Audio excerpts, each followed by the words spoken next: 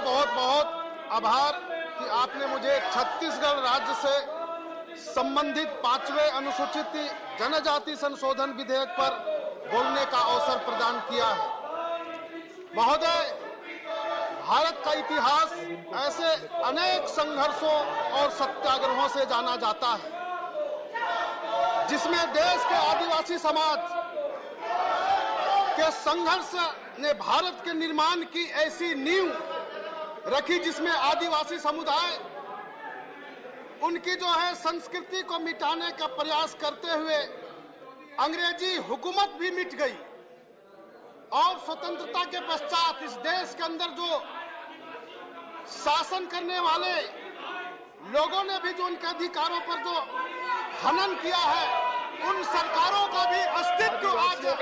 खतरे में आ गया है, मिट गया है। महोदय, 2011 की जनगणना के अनुसार इस देश के अंदर जनजातियों की जो आबादी लगभग 11 करोड़ बताया गया है, लेकिन आज पूरे देश में जनजातियों की आबादी लगभग 15 करोड़ से ऊपर है। महोदय, देश के इतने बड़े वर्ग स्वतंत्रता के बाद से लगातार मुख्य धारा से बाहर रहा है। उपसभापति महोदय, हाल ही में भारत के ग्रामीण आजीविका फाउंडेशन नामक एक संस्था ने देश के आदिवासी क्षेत्रों का एक सर्वे किया था। उन सर्वे के रिपोर्ट में यह पाया गया कि स्वतंत्रता के 75 वर्ष जो हो गए, इसके बाद भी आदिवासी समाज जो है सबसे ज्यादा अधिकारों से वंचित रहा है। उपसभापति महोदय, आदिवासी लोग विकास के सबसे निचले पायदान पर रहते हुए सबसे कठोर एवं विषम परिस्थितियों में मजबूर रहने के लिए जो मजबूर रहे हैं। उपसभापति महोदय, आदिवासी समाज की इस पीड़ा को माननीय प्रधानमंत्री ने बहुत नजदीक से जा करके बात करके वो समझने का प्रयास किया। आपने देखा होगा कि मध्य प्रदेश के शहडोल के अंदर प्रधानमंत्री जी ने जनजाति भाई बहनों के बीच में रह करके उनके साथ सीधा संवाद करने का काम किया और उनकी पीड़ा को समझने का काम किया। उपसभापति महोदय, मैं बताना चाहता हूं कि हमारे देश के यशस्वी प्रधानमंत्री जी के नेतृत्व में जनजातियों के विकास के लिए बहुत सारे रचनात्मक विकास के कामों को प्रारंभ करने का काम किया है। महोदय, उनके बच्चों की अच्छी शिक्षा हो, इसलिए एकलव्य मॉडल रेसिडेंशियल स्कूल जैसे विद्यालय को स्थापित करके जो गांव में रहने वाले हमारे इतने वर्षों से वंचित थे, वैसे बच्चों को जो शिक्षा ज्ञान मिले, इसका प्रावधान करने का काम हमारे प्रधानमंत्री जी ने किया है। उपसभापति महोदय, इसी प्रकार से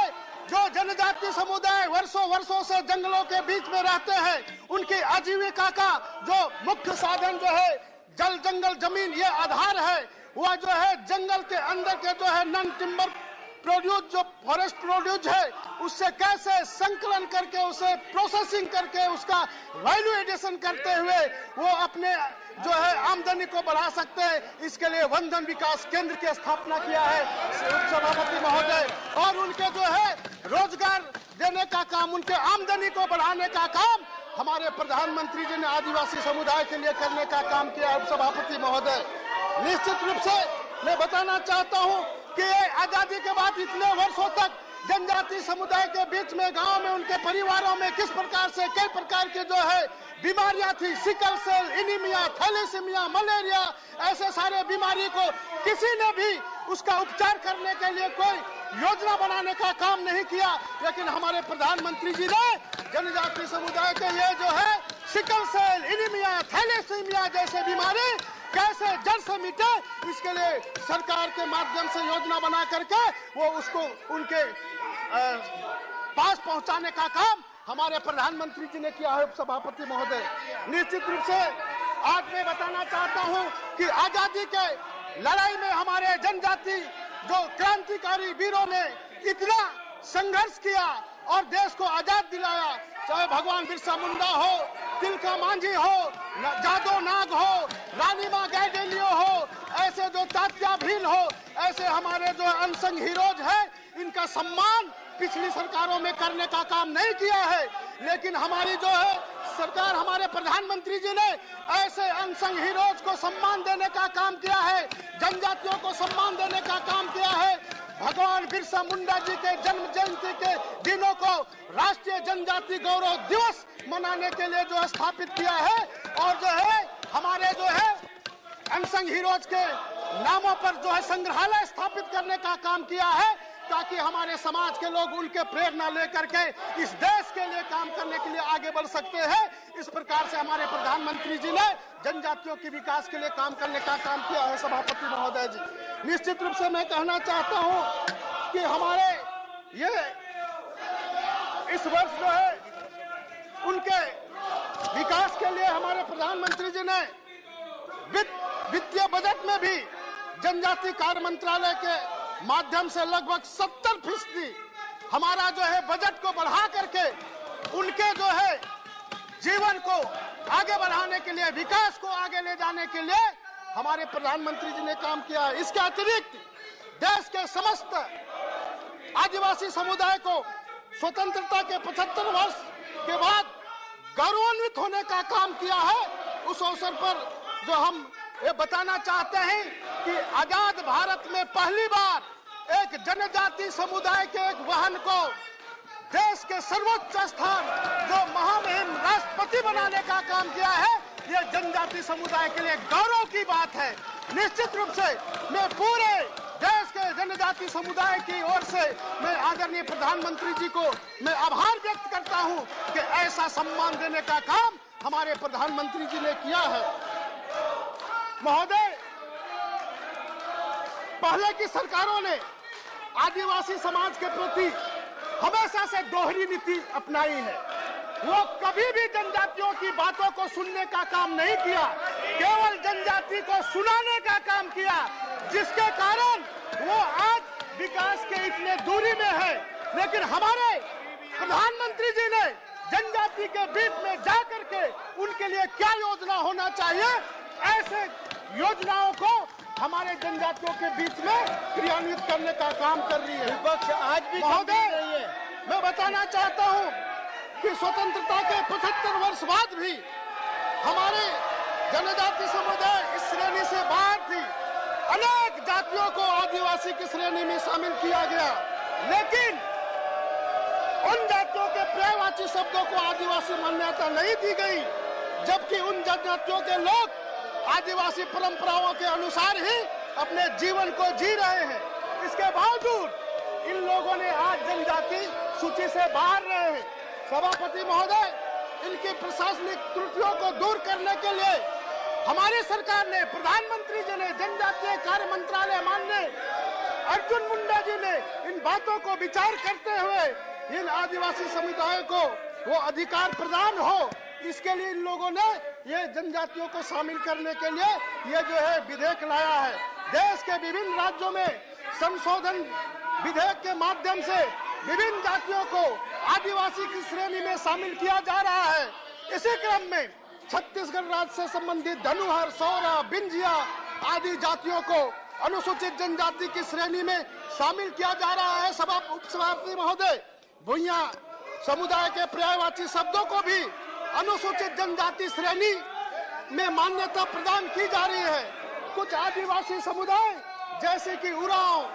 धांगड़, धनका समुदाय के नामों को राज्य पुनर्गठन अधिनियम 2000 में हिंदी संस्करण में संबंधित नामों के साथ उपस्थापित किया जाएगा।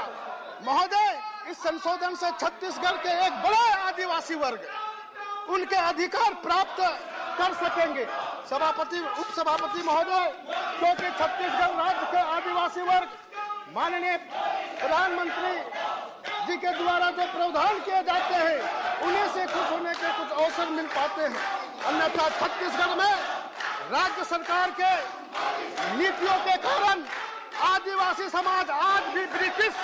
काल की गुलामी जैसी यातनाएं सह रहा है वहां पर छत्तीसगढ़ में। महोदय, इस बात को मैं नहीं कह रहा हूं, परंतु बात अपने अधिकारों की मांगों को लेकर के सरकार के समक्ष हमारे आदिवासी जनजाति भाई बहन जो है उनके अत्याचारों को, समाज के लोगों के इस प्रकार के जो विषय है उनको जो है पत्रकारों के माध्यम से अपनी बातों को रखने का काम छत्तीसगढ़ के अंदर में हो रहा है और वहां पर जो स्थापित सरकार हमारे जनजातियों को अत्याचार करने का काम कर रहा है। उपसभापति महोदय, ये निर्दोष लोगों की हत्याएं हो रही है। उपसभापति महोदय, हमारे आदिवासी माताओं बहनों पर अत्याचार किया जा रहा है उपसभापति महोदय, और ये प्रशासन जो है मुकदर्शक बन करके बैठी हुई है। ये जो है उपसभापति महोदय, जो हकीकत है, सच्चाई है, उसको मैं बताना चाहता हूँ कि हमारे आदिवासी भाई बहन किस प्रकार से अत्याचारित हो रहे हैं। उपसभापति महोदय, आदिवासी समुदाय का वहां पर किस प्रकार से धर्मांतरण किया जा रहा है। इन क्षेत्रों में वो लोग पूरे सक्रिय होकर के हमारी जनजातियों की जो आस्था, विश्वास, संस्कृति, परंपरा है, इनको भी तोड़ने का काम वो छत्तीसगढ़ के अंदर में हो रहा है सभापति महोदय। परंतु देश के आदिवासी समाज को यह विश्वास दिलाना चाहता हूं कि हमारे देश के यशस्वी प्रधानमंत्री जी ने जो है उनके नेतृत्व में हमारी सरकार उनके हितों की रक्षा के लिए निरंतर काम कर रही है। उपसभापति महोदय, समाज का अत्याचार करने वाले, उन लोगों के अधिकारों से वंचित करने वालों को, उनके उद्देश्यों को कभी भी सफल नहीं होने दिया जाएगा। हमारे उस समय के शासन में रहने वाले कांग्रेस ने कभी भी ये इन बातों को चिंता करने का काम नहीं किया, लेकिन हमारी सरकार, हमारे देश के यशस्वी प्रधानमंत्री जी ने इन बातों को बहुत नजदीकों से देखा, समझा और आज जनजातीय कार्य मंत्रालय के माध्यम से माननीय अर्जुन मुंडा जी के मंत्रालय और उनके योजना के अनुसार ये छत्तीसगढ़ ही नहीं बल्कि पूरे देश के जनजातियों के विकास के लिए ये विचार किया जाए, योजना करके आगे बढ़ाने का काम कर रहा है। इसी प्रकार से जो है आज जितने भी प्रदेशों में मात्रात्मक त्रुटियां होती के कारण जो ये वंचित रह गए हैं, सारे लोगों को अपने जनजातीय अधिकार को प्राप्त करने के लिए एक संवैधानिक रूप से विधेयक ला करके वो उनको अधिकार दिलाने का काम कर रहा है। इस विधेयक का मैं समर्थन करते हुए अपनी वाणी को विराम देता हूँ। सभापति महोदय, बहुत बहुत धन्यवाद।